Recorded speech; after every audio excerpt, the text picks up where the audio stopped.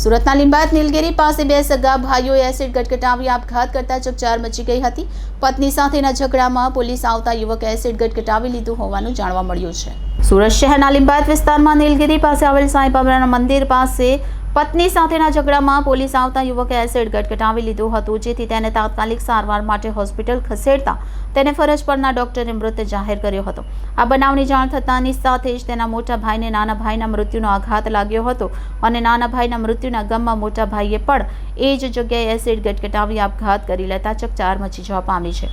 હાલ તો બનાવને પગલે પોલીસે આગળની તપાસ હાથ ધરી છે। આખરે તેની પત્નીએ પોલીસ કંટ્રોલમાં ફોન કરતા જ પોલીસ જીતેન્દ્રને પકડવા માટે આવી હતી।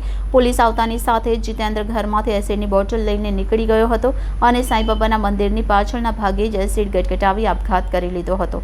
બનાવને પગલે તેને તાત્કાલિક સારવાર માટે હોસ્પિટલ ખસેડવામાં આવ્યો હતો, પરંતુ ફરજ પરના ડોક્ટરે તેને મૃત જાહેર કર્યો હતો।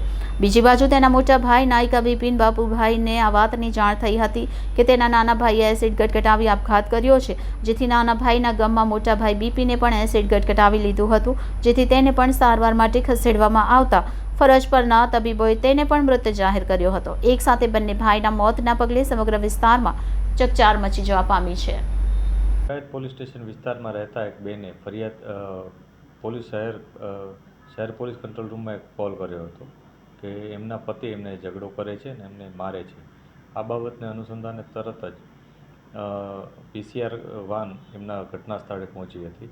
આ દરમિયાન એમના પતિ ત્યાંથી ડરીને જતા રહ્યા હતા અને ત્યારબાદ તેઓએ ફિનાઇલ એસિડ પી અને સુસાઇડ કરવાની કોશિશ કરી હતી અને જેથી તેના પરિવારજનોએ 108 બોલાવી અને ટ્રીટમેન્ટ ચાલુ કરાવી હતી। ટ્રીટમેન્ટ દરમિયાન તેમનું મૃત્યુ થયું હતું, જે બાબતે અનનેચરલ ડેથનો કેસ રજીસ્ટર કરી અને તપાસ ચાલુ કરવામાં આવી હતી। PM પણ કરવામાં આવ્યું છે। આ બનાવ 18 તારીખનો હતો સાંજનો।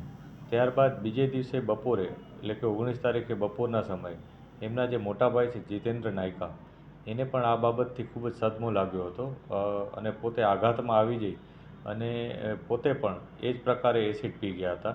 આ એસિડ પી જતાં તેમને પણ હોસ્પિટલાઇઝ કરવામાં આવ્યા અને હોસ્પિટલમાં ટ્રીટમેન્ટ દરમિયાન તેમનું પણ મૃત્યુ થયું, જે અનુસંધાને તેમનું પણ PM કરવામાં આવ્યું અને PM બાદ આગળની તપાસ ચાલુ કરવામાં આવી છે।